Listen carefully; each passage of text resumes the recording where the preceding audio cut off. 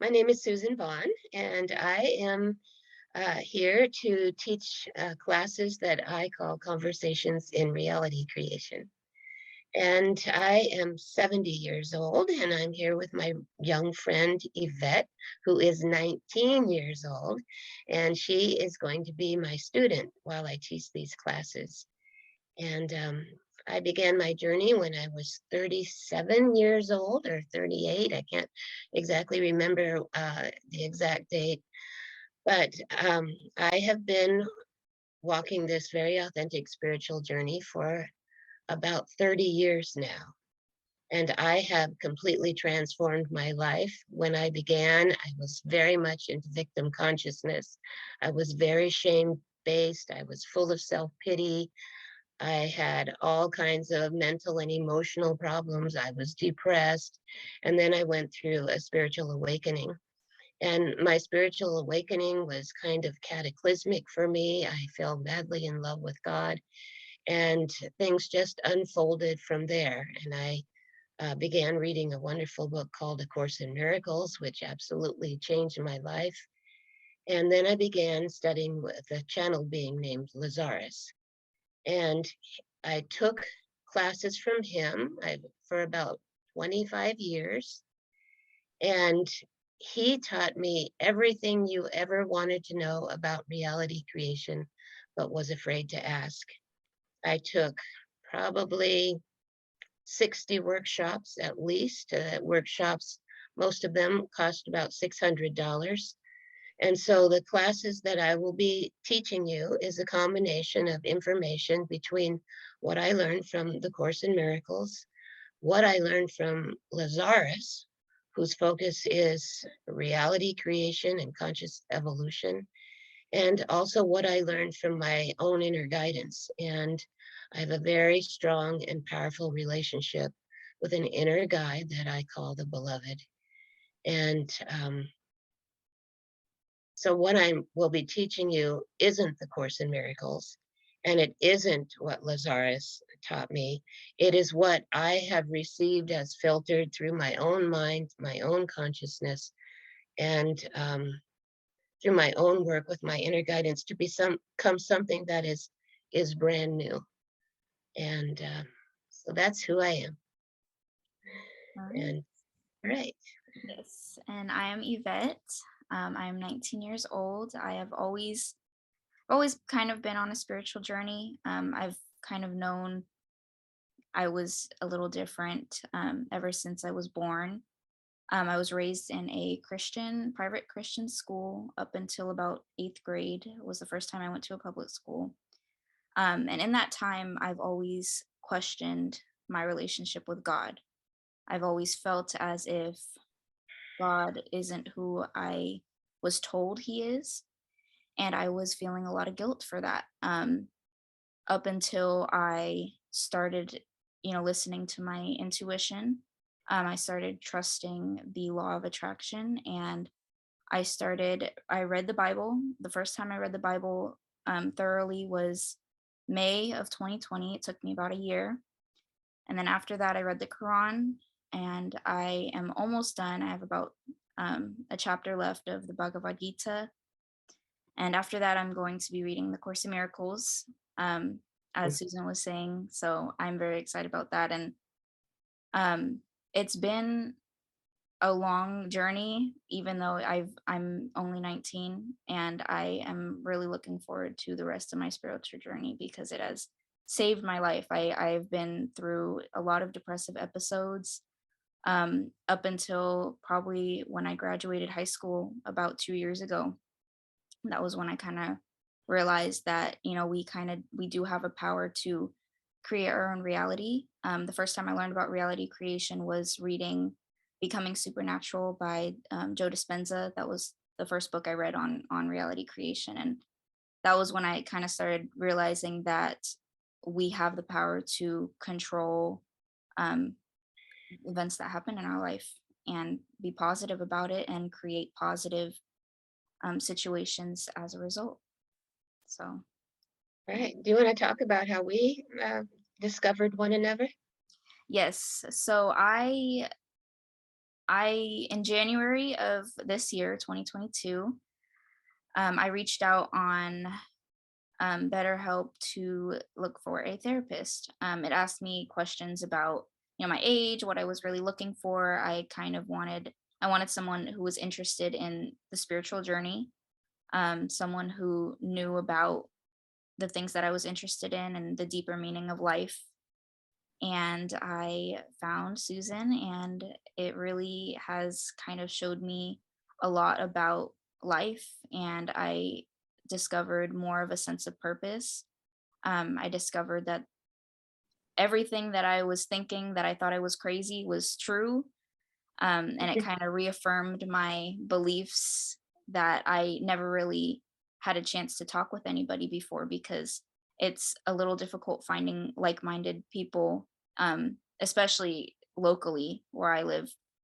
So I was really excited to have found somebody that I can talk with about, reality creation and all these concepts that I never really had, um, like somebody to affirm my beliefs in.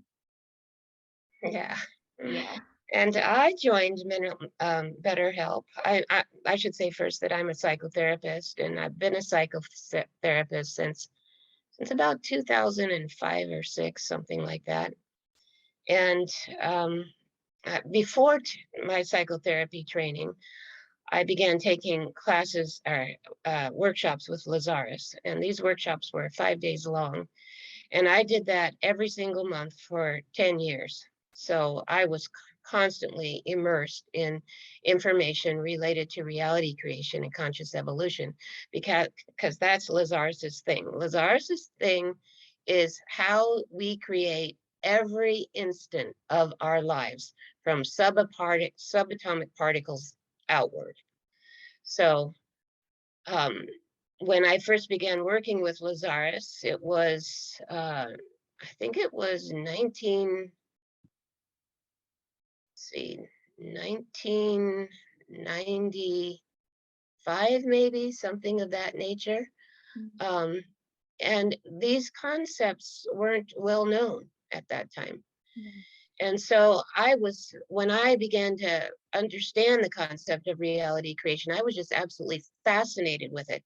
And Mhm. so, like Yvette, I wanted a teacher, because when no one in your environment is acknowledging your belief system, or can answer any of your questions, well, then how do you evolve? How do you continue to grow? And so I had been reading the Course in Miracles for 4 years, which absolutely knocked my socks off and turned my whole life around. Um, I began to work with this channel being Lazarus. And then later on, a lot later on, I became trained as a psychotherapist. I also became trained as a hypnotherapist. I did that for a long time. And then I became trained as a psychotherapist. And everything I learned in psychotherapy, in my opinion, was wrong. Mhm. I did not use, or I shouldn't say nothing, that I didn't use anything from my psychotherapy training. There were definitely things that I got from it, but most of what I used in psychotherapy came from Lazarus, because I worked with Lazarus at a time when he was teaching us how to heal ourselves. So if anything could sum up the work of Lazarus during that 10-year period, was that it's a spiritual psychology, because we are souls. We are forever beings. We're eternal beings. And unless you understand the bigger picture, you can't understand what this lifetime is about. And so I think that's an important concept to understand here. There is a much, much, much bigger picture that people in our world uh, don't know anything about. It's not part of what Lazarus would call the consensus reality. And if you want this information, you have to seek it out. And so I was basically retired by the time I connected with BetterHelp. And I thought at the time, you know what, I would like to have maybe one or two clients. That's all I want. And I want them to be people that I can work with at the level at which I want to work. And so I was first given like, I don't know, 7 or 8 clients. Most people would either not show up. I mean, this is very, very common. Not show up or only show up 2 or 3 times, and then they get busy with something else. So I just kept dropping those clients because I've had experience with them before. I didn't want to work with that kind of person. And then Yvette showed up, and she and I were like on the same wavelength immediately. And it was like, oh, this is somebody that I can work with. And eventually, all those other clients just dropped away. And Yvette and I have talked to each other every week now for 6 or 7 months. And then we decided to hatch this idea of the classes and putting them on YouTube. So we're calling it Conversations on Reality Creation. And I hope you enjoy it. Right. Welcome to our first class on reality creation. Uh, Conversations on Reality Creation. And this first class I call Reality Creation Basics. So some of you will think that this is really basic, but I don't know where you're at, and everyone's going to be coming from different places. And so in order to set a foundation, we all have to be on the same page. And this class puts us all on the same page. So as most of you know by now, probably, if you're on a spiritual journey at all, that we are first and foremost an invisible, formless consciousness that generates an energy field. So that consciousness that we are has no form whatsoever. And then at a certain point in our evolution as a consciousness, we might decide to become physical. And being physical is a method of evolution. It's the method that our consciousness chose to evolve itself. So at a certain point, our consciousness chose to incarnate into this physical dimension that encompasses the earth, which is a 3-dimensional reality. And the fact that it is 3-dimensional means that our invisible, formless consciousness took form so that we could experience a reality where we received impact, right? So as an invisible, formless consciousness, there's no impact. But when we take form, we have the ability to impact one another within time and space. And so that impact can be experienced as positive or negative, loving or unloving, painful or pleasurable, good or evil. Is that making sense? Yeah. Yeah. Can you see why we do it? Yes, definitely.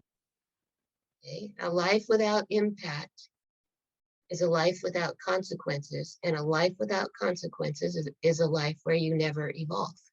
Mm. You just are. Mm. And we chose as a consciousness to evolve. And that's something everybody chooses eventually. Mm. Now, Lazar says, my teacher, my non-physical teacher, says that everything evolves. He said that he has never been physical, but he assures us that he has evolved. That he says even God Goddess, all that is evolving, and that we're never done because we're eternal beings evolving for eternity. Impact allows us to grow, change, and evolve. And because at our level of evolution, we don't tend to grow when we're just having a great time. Yeah. We tend to become complacent. If everything was peaceful all the time, well, what would we ever need to change? Yeah. Yeah. The most painful experiences is usually what we grow the most from. That's exactly right. It is our painful experiences that cause us to grow and why do they cause us to grow? I mean, you learn the most from them. You don't learn anything when you're having fun. You learn, oh, this feels good. Let me keep doing that. But you don't learn that you need to change anything. You don't learn that you need to change your how you're thinking or how you're feeling or who you're around or what you're doing. That's There's right. no change that you need to Right. do because you're having fun. Why would you change anything? Right. So in this, Lazar says that you do reach a state of consciousness where you grow for the joy of it, Hmm. but that's not where we're at. Yeah. So so here we grow by making mistakes and feeling the consequences, and then if you're lucky, and I'm telling you, if you're lucky, you reflect upon those consequences. You reflect upon that pain and ask yourself, what did I do to create this? How can I avoid it in the future? Yeah. Right? And that produces our evolution. But I can guarantee you, as someone who's been a psychotherapist for years and years, Mhm. there are so many people that I have talked to, and they'll tell me about an experience there, something that they've done, and I'll say, why did you do that? And Mhm. they'll just look at me and say, I don't know. Yeah. It's like, what do you mean you don't know? You Yeah. don't reflect upon your life at all? You Yeah. don't reflect upon your thinking? But Mm. that's common. And as you pointed out before to me, Yvette, that people don't realize that their negative behaviors causing consequences to everybody around them. Right, because I notice when you think negatively, for example, people who are depressed or people who are just going through hard times in life, they either think I deserve this, or what did I do to deserve this, Mhm. or this is just how life is. And once you accept that idea, this is exactly what reality creation is. Once you accept the idea that this is all life is, that is all life is going to be for you. So I know a lot of people that they just think, oh, life is just I work, I go home, I sleep, I repeat. They think that that's all life is because they don't see a life that is different than that. And that's a lot of people in this society. Right. And yeah, it's, yeah. And when you're not that way, it's kind of puzzling. Yeah. Like, what's Yeah. wrong with those people? It's like, why would you want to stay in that mindset? Why would you want to, think like that? So when we enter into this dimension, when we incarnate into this dimension, of course, we incarnate as infants. Mm, And infants, I can guarantee you, don't know anything about anything. yeah. So they're like, in some respects, they're like blank slates, but that's not true because they're bringing a lot of stuff with them. But it's all at the level of the unconscious mind, Mm, things that they're completely unaware of. And so when you're an infant, you're not only unconscious, you're ignorant about everything, mhm. you're immature, and you're unaware.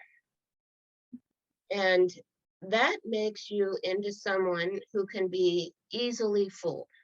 Adults can fool you into believing certain things, Yeah. which is why it's very important to be very careful with your children and the things that you tell them. Yeah.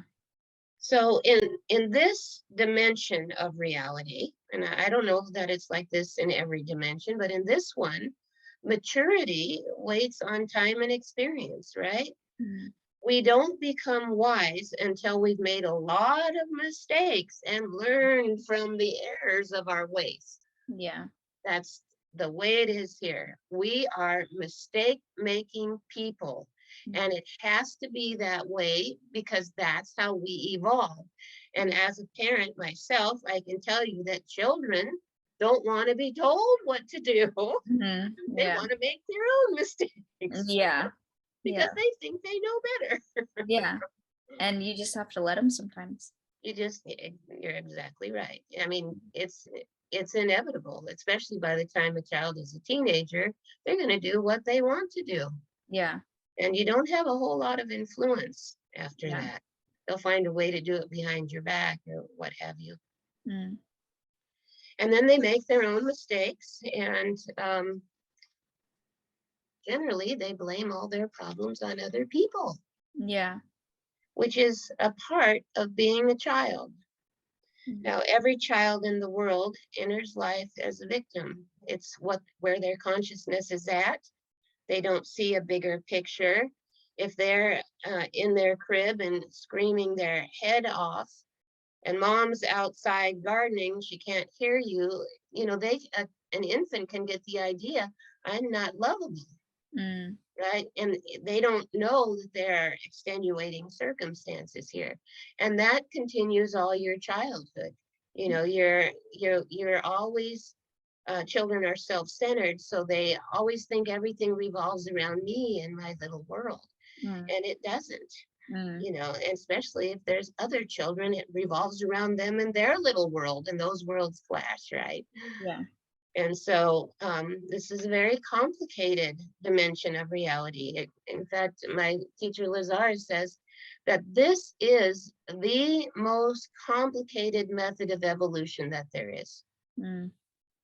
And it takes a great deal of courage for a soul, a consciousness, to decide to evolve this way, Mm. because of this whole idea that the only way we evolve is by making mistakes. And sometimes the mistakes are so bad Yeah. that it changes our lives for the worse, for Mm. better, forever, right? Yeah. At least until we die and reincarnate and so forth and so on. Mm. So, because we're energetic beings, right? We're a consciousness that radiates an energy field. We radiate an energy field that is magnetically attractive. Mm. Okay, so it's our consciousness that is magnetic. Mm. All right. It's not a single thought or a single belief or a desire. It's not any of those one things. It's our entire consciousness. And our consciousness consists of our belief system, Mm. most of which is unconscious to us, Yeah. right? Because we bring beliefs with us from before we incarnate, but we can't remember any of those beliefs. So they are unconscious or unknown to us. We can't reflect upon them. We can't think about them because we're ignorant that we even have them. Yeah. Um, our energy field, our energy field draws us to the people we meet and the experiences that we have. And this is achieved via what has become popularly known as the law of attraction. So birds of a feather tend to flock together, right? And as a 19-year-old, you'd rather hang out with other people that your age. You don't want to hang out with 3-year-olds. You Mm. probably don't want to hang out with 70 years olds, right? But your preference is your own age group and the people that you most resonate with or most vibrate with. We like to hang out with people who are of our relative vibration or resonance, Mm. belief system wise. So our bodies, our relationships, and our environment reflects the state of our emotional, mental, causal, and spiritual health. So this out here, and I'm talking, when I say out here, I'm also talking about our body, because our body is external to who we are. We are a consciousness, a formless consciousness. We incarnate into a physical body, which is external to who we are. And then this house is external to who we are. You're external to who I am, Mm. right? Everything that you see out here, including the body, is external to Mm. who you are. And this external environment is a reflection of your invisible, formless consciousness. Mm. And like I said, we bring with us, even though we can't remember, we bring this whole belief system with us that we've gotten from other lifetimes, but we don't remember it. We're not aware of it, and we can't reflect on it. Mhm. And so it's my belief that if you are experiencing pain in your body or anywhere in your physical reality, like pain in your relationships, you're impoverished, you don't have enough money. That's a different form of pain, but it's still pain nonetheless. mm, Um, if you're experiencing pain mentally, like you're mentally, um, you have poor mental health or whatever, that's still pain. You have pain in your body. All of those things are different forms of exactly the same thing. mm, And it has to do with something that's in your consciousness. yeah. And the spiritual journey is about figuring out what that thing is. Yeah, I think mainly it's the feeling of lack. I think it's the feeling of, oh, I don't have enough money. I'm not mentally well enough. I'm not worthy of Yeah. feeling happy. I'm not it's a feeling of lack, I think, is what a lot of people struggle with, and it's why a lot of people have these problems and why people don't want to evolve. Yes, that's definitely a big part of it. Mm, But before you got the feeling of lack, there's all kinds of beliefs, yeah. right? That created that Yeah. belief in lack and the feeling of lack. Mm, And we have incarnated into the physical plane on here on earth many, many hundreds of times. And we create different forms, but they all those lifetimes have the same content, mm, right? The yeah. same emotional content. I'm not good enough, Mm, right?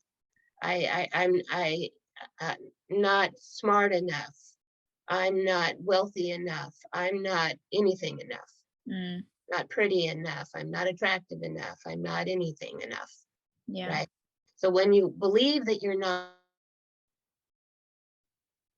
enough, then what's going to reflect out here? It's going to be a reality that proves to you you're not enough, Yeah.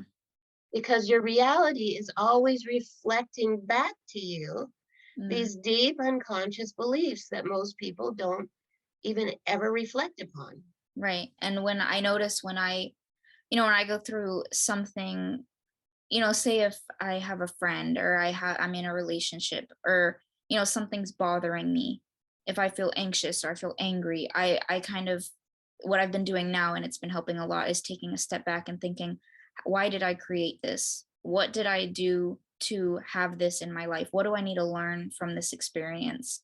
What part of me is feeling this sense of lack that I need to fulfill?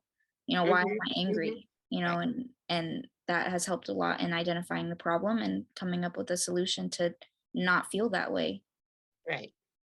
Yeah. And that's exactly what you're supposed to do, but most people don't do that, Right. Yeah. Yeah. which is the point of these classes. Yeah.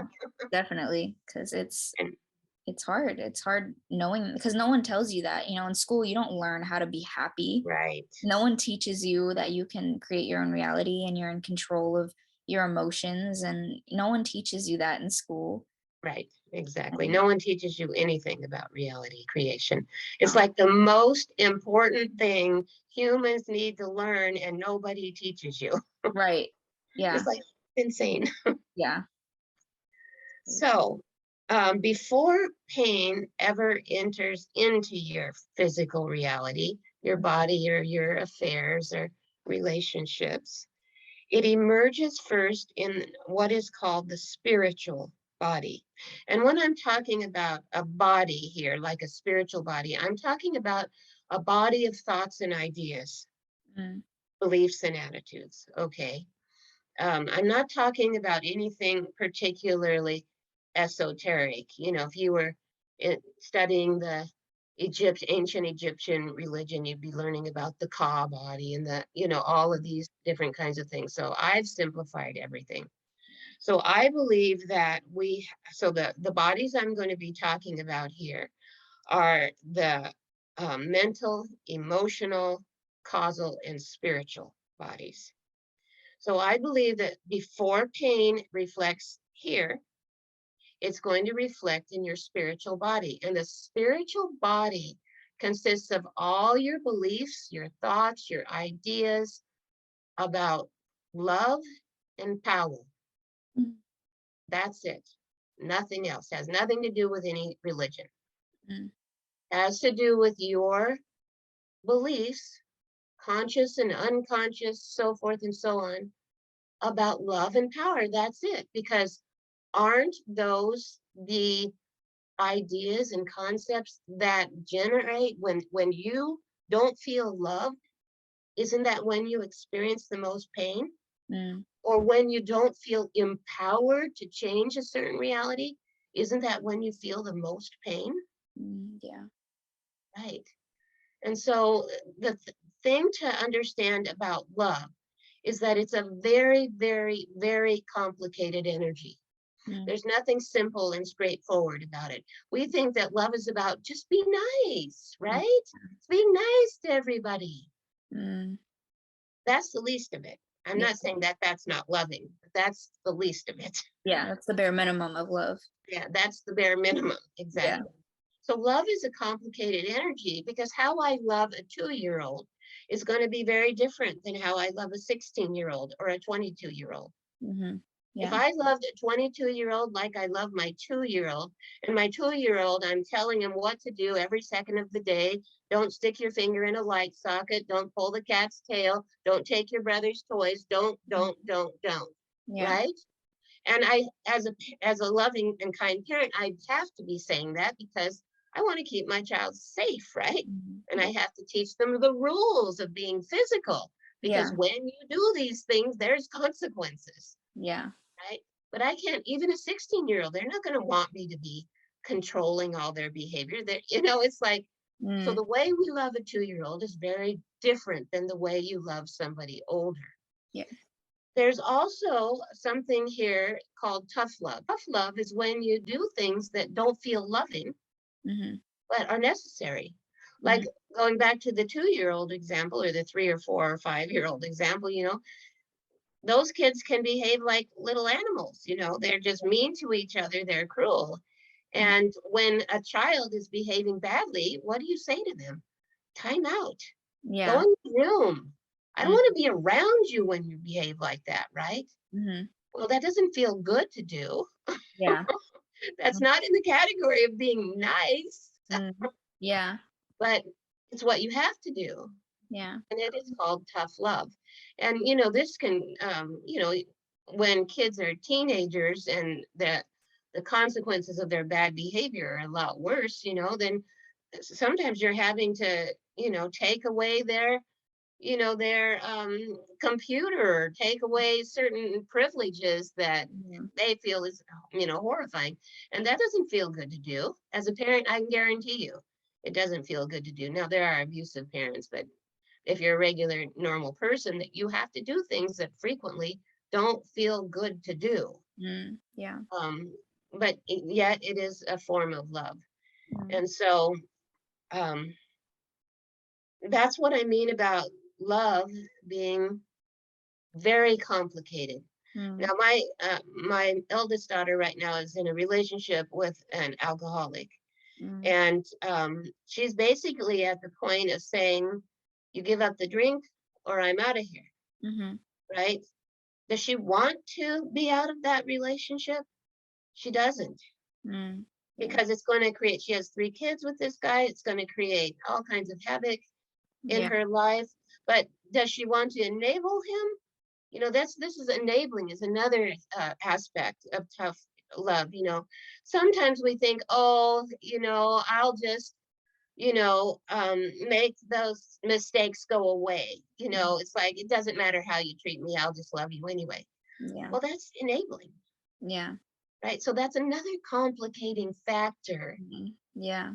with love. So my experience is that every situation that you're in with whatever age person that you're in it with, Mm, you have to be asking yourself, what is love in this situation? And then you also enter into the equation. Like with my daughter who has the alcoholic husband, she's going, do I want to go through this journey with him? mhm. He just Yeah. keeps wrecking the car and, who knows what else, losing his job and this, that, and the other. He's a really nice guy. I want to say that. He's a Mhm. really nice guy, has a really good heart, but he has this major problem. Yeah. So then she has to ask herself, do I sacrifice my well being to help this guy go through what he needs to go through. And he's a typical alcoholic. He feels horrible remorse. He gets better for a while, and then things get stressful and he goes back to the drink, which is really, really typical. Mm. And so she's at that point of, what is love here? Yeah. Yeah, because I mean, I'm sure she does love him and I'm sure he loves her, but she has to think about how she is displaying love for herself also. And Because her children. yeah, because putting your children and putting yourself through that is not loving either. Exactly. Yeah. That's when things get really complicated. Yeah. So there's nothing simple about love. It's not just about being nice. Yeah. Yeah. It's It requires a very mature consciousness who mm, is self-reflective and really willing to think about what's love here. yeah. And it's okay not to know. Yeah. Yeah, and love is a thing also that no one teaches you. I feel like when you're a kid, and you just start dating for the first time, you just try to kind of mimic what you've seen on TV or what you've seen with Right. your parents or what you've seen with other adults. And often that's not love at all. Right. There's not a lot of genuinely loving relationships that I've seen growing up, and I'm sure not a lot of people have seen growing up. And they kind of use that as like a role model, and you think, oh well, if I just stay with this person and if I give them everything, then they have no choice to leave me. Why would they want to leave me if I'm doing everything I can? Right. And that's not love either. No, that's a manipulation. Yeah. Yeah, that's It's not people love at pleasing. all. Yeah. Yeah, it's not love at all, and but when you're young, you think that you're doing everything right. You don't think how you could possibly be left behind if you're giving them everything, or same thing, with love in marriage. You think, "Oh, well, once I get married and I have kids, they can't really leave." "Oh, I just have to live with it. This is just how it is." And Mhm. that's not love either. It's really complicated. Right. It's very complicated. And you're bringing up such an important point because we sometimes define love as manipulation. Mhm. It's if you are manipulating somebody to stay with you Mm. because you're afraid of loneliness and striking out on your own, that's not love at all. Yeah. Yeah. So, but you can see how pain gets Yeah. into our body, our affairs. Mm. It's because it's reflecting places in our consciousness where we are really unconscious, Mhm. that we don't understand what love is and how to do it. Yeah. Um, and that brings us to this whole concept of service to self and service to others. Have you heard of that, Yvette? Yeah, I think we've talked about it a little bit before. Yeah. So the people that you know are generally loving are service to others, and that doesn't mean they sacrifice themselves at all. But Mm. they're kind to other people. They give people the benefit of the doubt. They make allowances for people within reason, Mhm. right? They give people second chances. They're forgiving. Mhm. They have a nature, a character of forgiveness. Yeah. Everybody makes mistakes. Don't worry about it. I may not ever want to hang out with you again, but I'm Yeah. not going to hold grievances forever. Yeah. I'm not going to talk about you behind your back. I'm not going to put all the things you did to me on Facebook. you Yeah. know Yeah, it's like good luck but goodbye. yeah, Oh, exactly. yeah. So there's service to self, or service to other people, which are people that are generally kind and forgiving. And then there's service to self people. And service to self people are just people who care about themselves. They don't care about anybody else. Mhm. And that brings us to the other energy that is in the spiritual body, which is power. Mhm. And power comes in two forms. Power comes in the form of uh, taking charge of your environment or other people, Mm. power over others, or in the form of self-rulership, Mm. taking power over yourself, Yeah. right? So Mhm. if you have a tendency to fly off the handle and get mad at people, people who have self-rulership take some deep breaths and calm themselves down and realize this isn't a good time to talk about this. I better calm Yeah. myself down and then come back at a later date or in 10 minutes or something so that Yeah. I can talk about this calmly. Mm. Or self-rulership would come in the context of someone who's an alcoholic and who's trying to overcome that addiction, telling themselves a higher truth when they're under stress and they just want that drink and they want that drink. They can say to themselves, well, one drink won't matter. Yeah. And what happens? It's a disaster always. Yeah. So, but when they tell themselves the truth, when I drink once, it leads to another and another and another, and no good can come out of that. Do I want to go down that path? Yeah. That's self-rulership. Mm. And when they can tell themselves the truth, no, I don't want to go down that path. They're well on the road of dealing with their alcoholism, Mm. Yeah. right? So there's power over others. And when it's a parent who's having power over you and telling you what to think and what you can do and who you can talk to and these things, what happens to the relationship you have with that kind of parent? It becomes like a dictatorship. You don't really want to listen to them anymore. You don't want to tell them anything. You want to keep everything to yourself and just handle it on your own. Right, And right. And yeah, what happens to the love? there is none anymore. It dies. Yeah. Yeah, because people who have external power, where that's their draw, is to have power over others, Mm. they destroy love. Yeah. External power is a love destroyer. But at the same time, I have to say, external power is not all wrong. Mm-hmm. Because what does a parent have over a 2-year-old? They Power. have external power, right? Mm-hmm. You got to go take a nap because if you don't, you're going to make my life miserable, Yeah. right? You have to pick up your toys because if you don't, I have to do it and then I want to kill you. You Mm-hmm. know, Yeah. you have to do X, Y, and Z. You have to do what I tell you to do Yeah. because I'm here basically to keep you safe until you're able to make decisions on your own that I can trust, Mm-hmm. right? Mm-hmm. And so it's not like an either or type of thing. Mm-hmm. Yeah. So are you beginning to see the complexity? Yeah. I mean, it's a balance between love and power. You can't have too much of one or the other.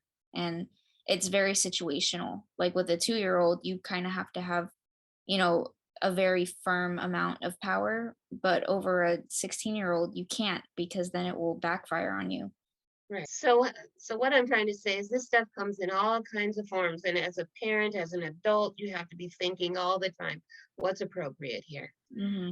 And Yeah. again, I don't want to sacrifice myself and what is loving and how do I do this?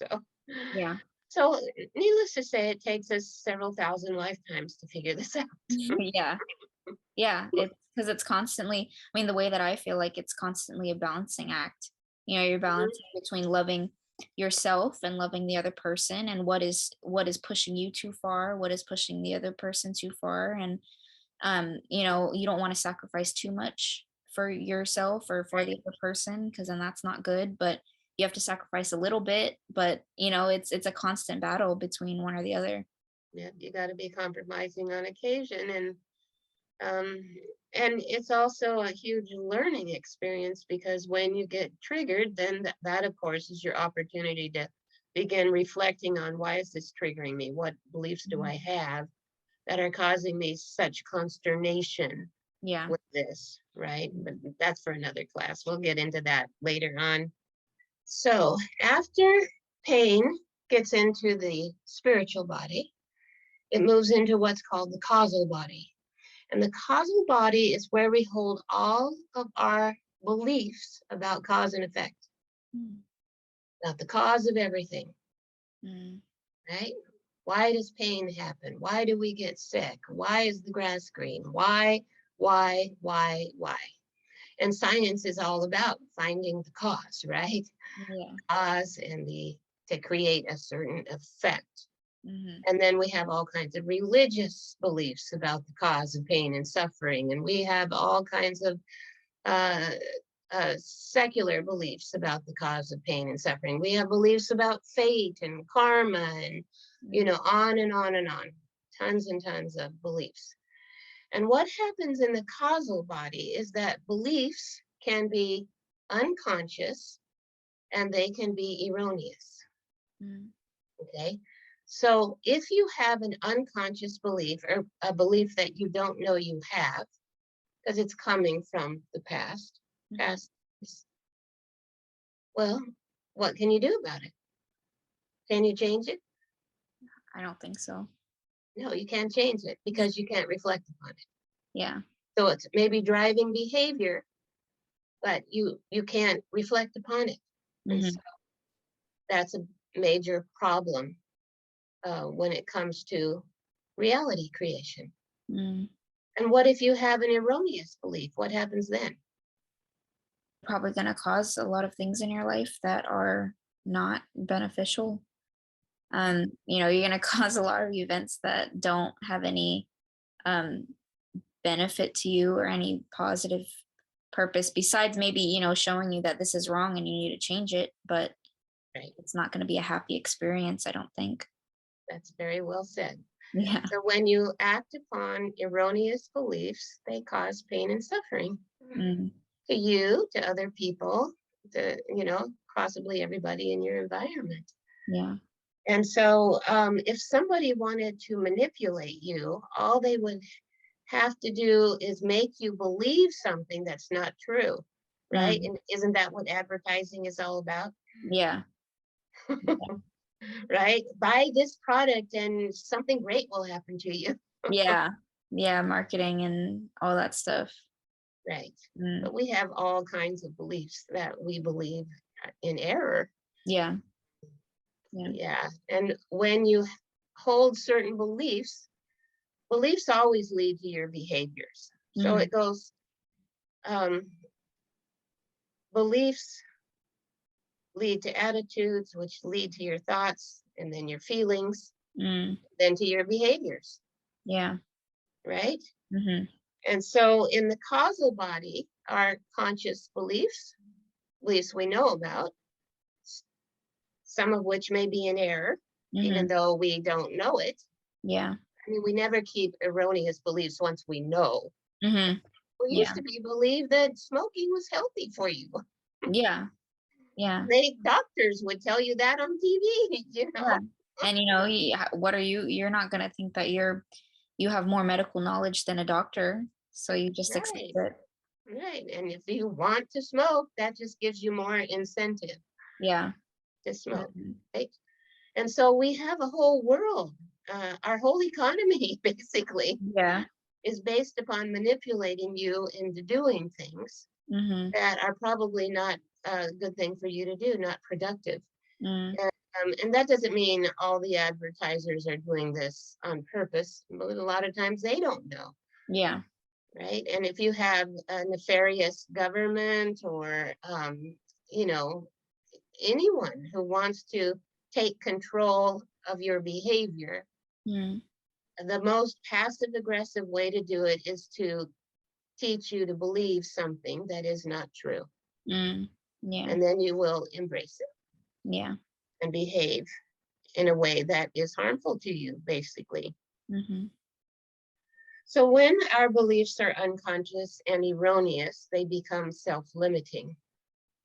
You're not going to get anywhere in life Yeah. with unconscious and erroneous beliefs because you're constantly going to be putting out the fires that you've created Mhm. Yeah. through behavior that led you nowhere, Mm. led you to a car crash. Mm. Sometimes I say when I see people doing things that I know isn't going to be productive, it's like, oh, there's a car crash waiting to happen. Yeah. Yeah. And they can't even see it, but That's yeah. right. Yeah. They can't even see it because they've either got completely unconscious beliefs that are also erroneous, or they Mhm. just don't want to see it. Yeah. They They, rather just deal with the car crash when it comes than yeah. prevent it from happening. Mhm. Yeah. So an unconscious belief is self-limiting because we can't change our mind about it. Mm. An erroneous belief is self-limiting because it leads us astray. Mm. That's just the bottom line. Mm. So pain then moves in. So we got it starting in the spiritual body, then moving into the causal body, and now it's going to move into the mental body. And the mental body is where all of our attitudes about life resides. And your attitudes made up of your belief system, right? If Mhm. you have a bad attitude about life, you believe that the world sucks, life hurts, everybody treats you bad, Mhm. I'll never get anywhere in life, there's nothing I can do about anything anyway. Mhm. Well, that's your attitude, right? Based upon your beliefs Mhm. about cause and effect, basically. Mhm. But you could also have a good attitude about life. And what do you have to believe in order to have a good attitude about life? That you're Yeah, worthy, that that you, you yes, deserve it, that this is I deserve to have positive things in life. You have to have a positive mindset to have a positive life. yes, you have to have a positive mindset. But not only that, there's something else that you in particular do, and you have that belief that I can be a victor at living life. Mhm. You know, that I am smart enough, that I can figure this out, that Mhm. even if I enter into this relationship, it goes bad, well, I can figure it out. I Yeah. can see the clues before it kills me. I can, Yeah. act upon whatever I need to act upon, right? Mm. You trust yourself. Yeah. Yeah, and that's important. I didn't start trusting myself until very recently, and it's scary when you don't trust yourself because you get into all these situations that are horrible for you, and then you don't realize they were horrible until later, and then you Right, sit there and you blame yourself. Oh, I did that to myself. How could I have done that to myself? And then it's hard later on when you try to get into another situation or another relationship, and then you think that, oh well, if I got into that one, who's to say that this one isn't also bad, and it could be great. right, It's a lie that you tell yourself because of something that happened in your past. right. And every relationship is a learning experience. Yeah. Yeah, I try to tell myself that, no experience is a bad experience if you learn from it. Right, I feel like the only thing that we're in control of is how we handle things and our emotions towards things. We're not in control of who comes into our life. We're not in control of other people's emotions or how other people react. We can only control how we react. that's right. Mhm. Right. So if you have an attitude of being a victor, you have an attitude one of being able to figure things out, Mhm. right? I don't know how to do X, Y, and Z, but I can figure it out. I can hire an expert. I have enough people that I can call, and I have mentors. I have people who can help me Mm. figure this out, Mhm. right? And people who have a bad attitude don't feel that way. Yeah. They just feel like, oh, I'm screwed. Yeah. And they're not going to solve it. You're exactly right. Yeah. So our attitudes determine everything we think about and everything we do. So once we have a bad attitude, all of our thoughts that we then think leads to the same conclusion. Mm. If you have a bad attitude about life, life sucks, the world sucks, life hurts, etc. The things you think about are what you're going to do to defend yourself, how you're going to get back at that person, and Mm. so forth and so on. But if you have a good attitude, you're also thinking about that constantly, Yeah. right? For me, it's all about saying affirmations and remembering who I am and remembering that I'm not alone and that I have higher guidance and Yeah. right? Mhm. You're thinking along those lines. I'm not a victim here. I Yeah. can figure this out. I'm And I feel like once you have that mindset that, you know, you're looking for a solution, that's when solutions start coming to you. coming. Yeah. Right, right. It Mm. doesn't mean that you're never going to have any problems Yeah. because challenge is the way we grow. Yeah. So we're going to be challenged the rest of our lives. Mm. All of our lives, we're going to be challenged. Mm. And so you just have to accept that as part of our evolution in consciousness here, that this is the way we do it. Mhm. Yeah. So when we have a bad attitude because we don't understand that we are the creators of our life experience, this is called victim consciousness. And victim consciousness is by and large a resonating, vibrating belief system that attracts your life experience, Mm. right? So if you feel like I'm a victim of life, I can't figure it out, I'm not good enough,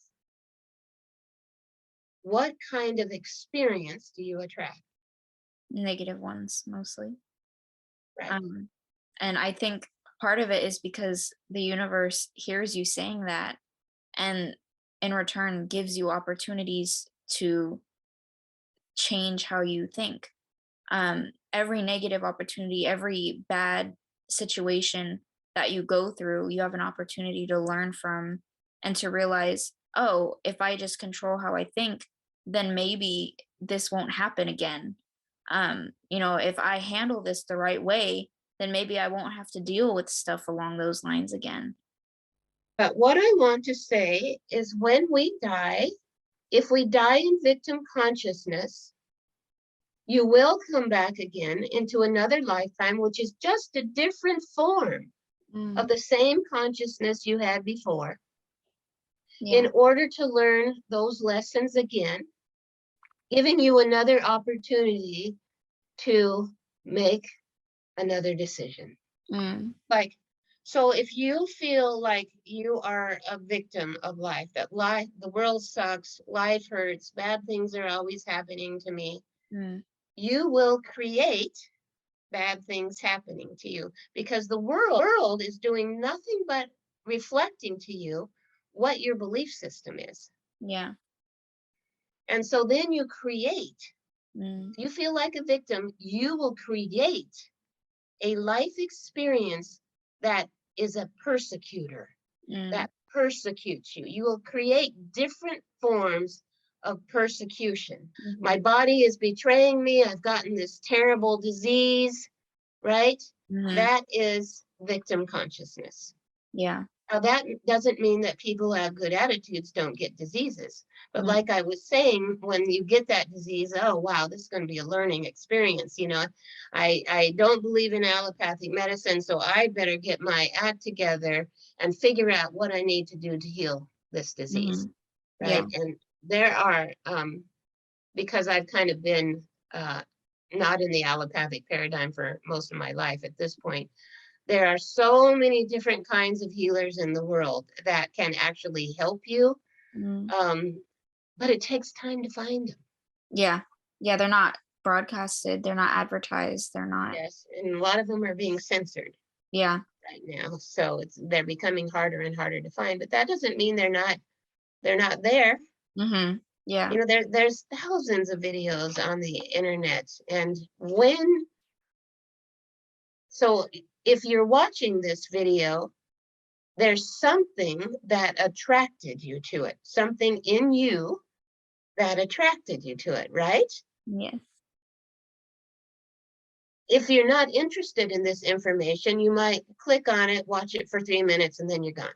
Mhm. And then you're going to go find something that you are attracted to. Mhm. There's this whole deep web full of all these horrible things. I've never been on it because why? I'm just not interested. Mhm. Yeah. Not the kind of thing that turns me on, Yeah. Yeah, you don't stay watching a video that you don't wanna watch. that you don't resonate with. That's right. Yeah.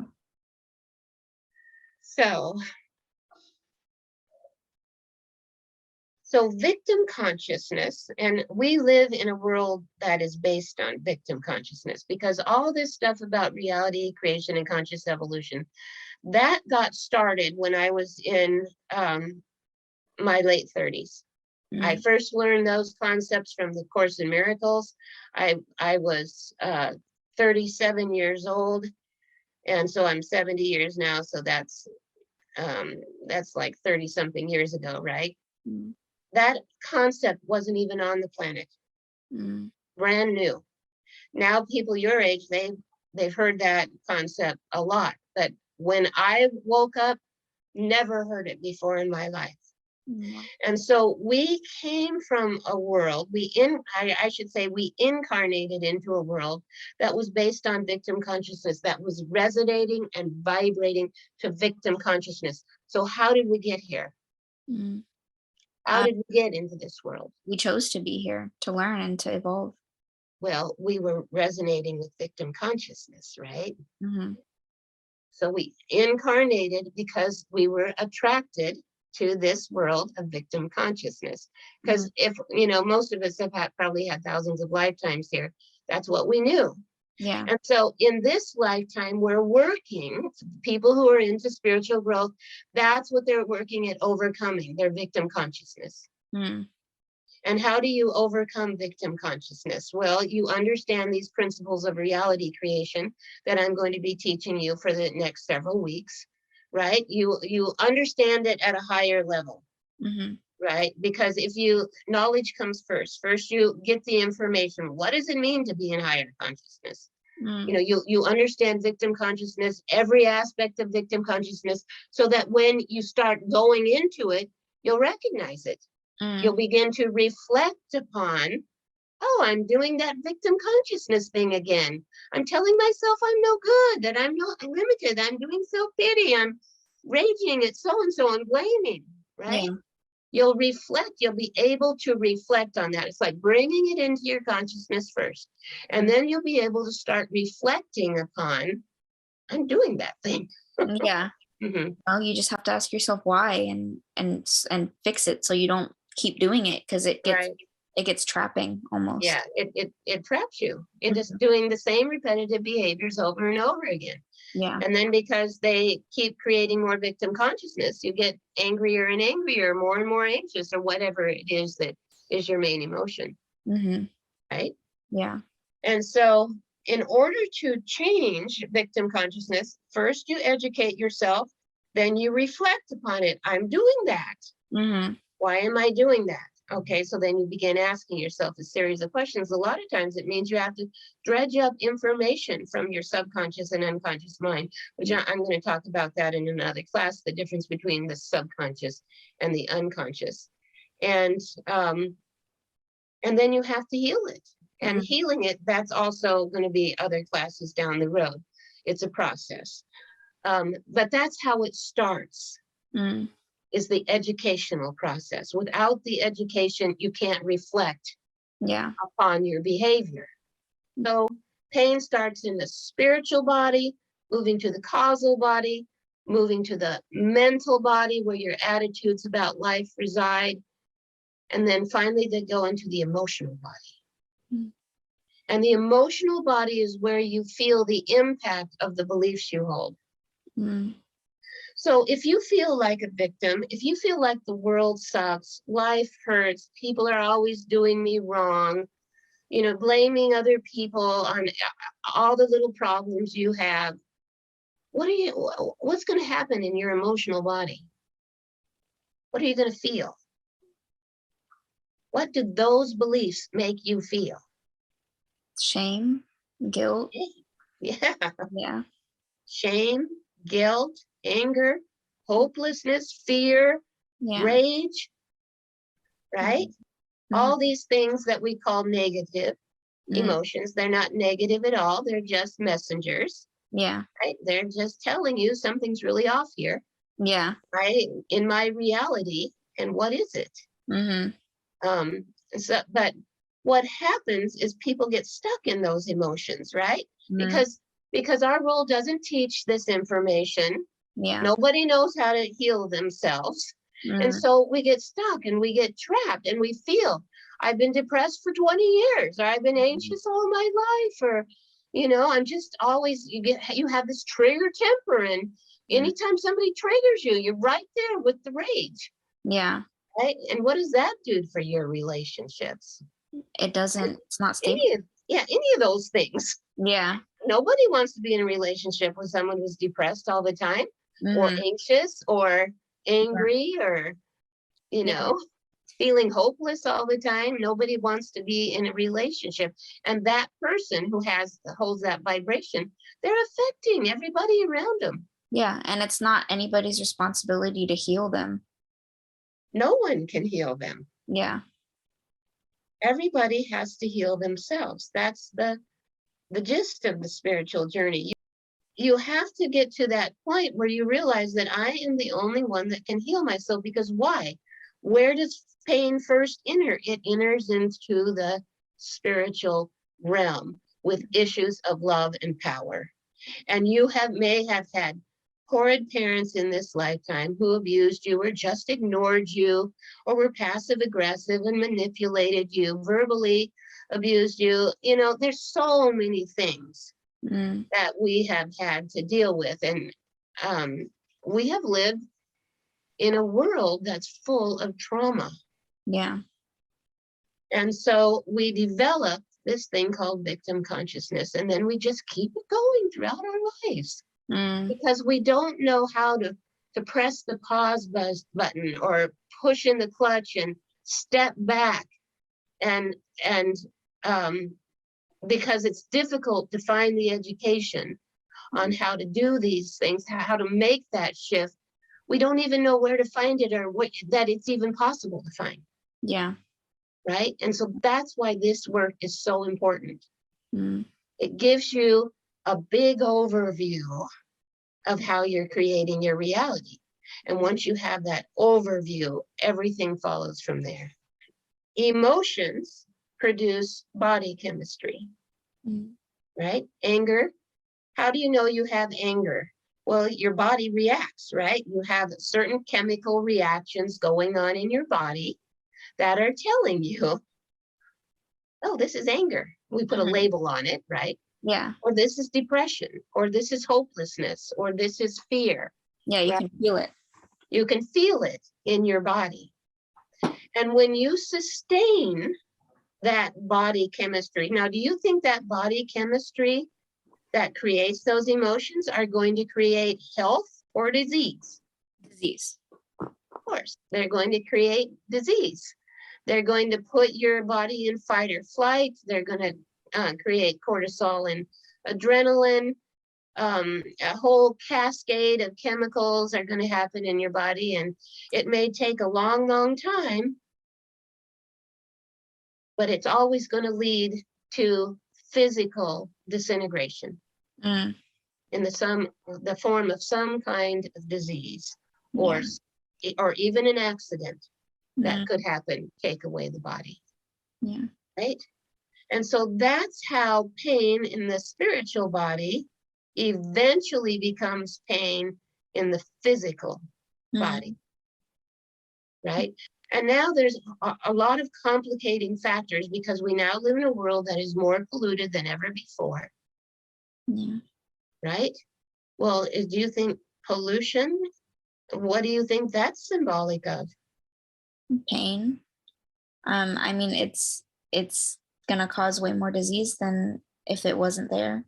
That's right. It's symbolic of our own unconsciousness.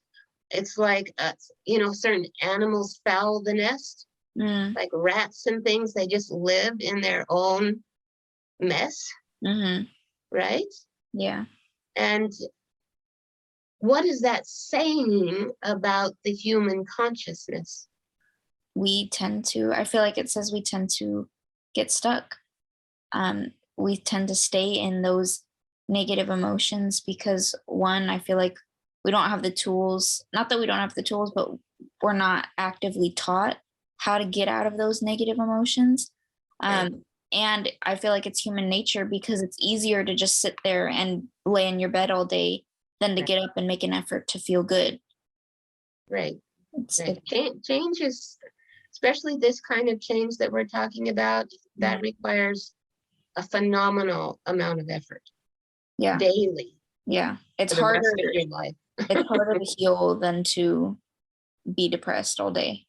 Yes, you're exactly right. So emotion in Latin is immovere, which means move. In order to heal ourselves, we have to move our emotions. Yeah. And how do we do that? We have to feel them, right? A lot of people just go numb. They don't feel anything. You've known people like that.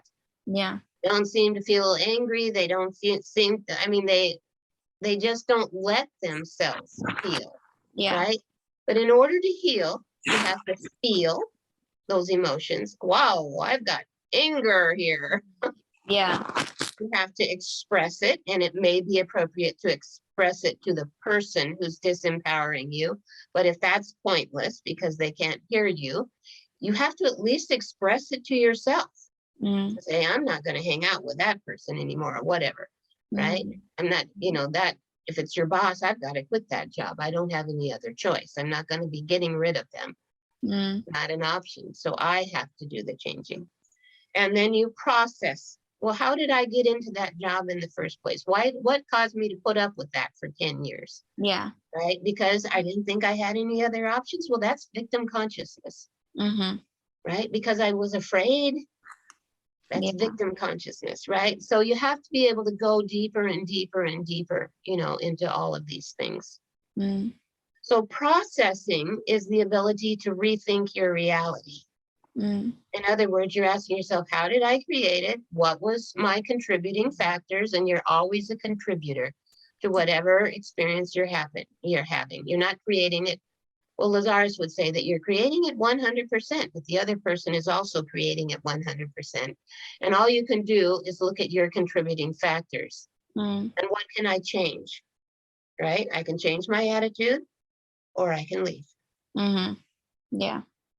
You have to do one or the other. You cannot change the other person. That is pointless. Yeah. 100% pointless. Yeah.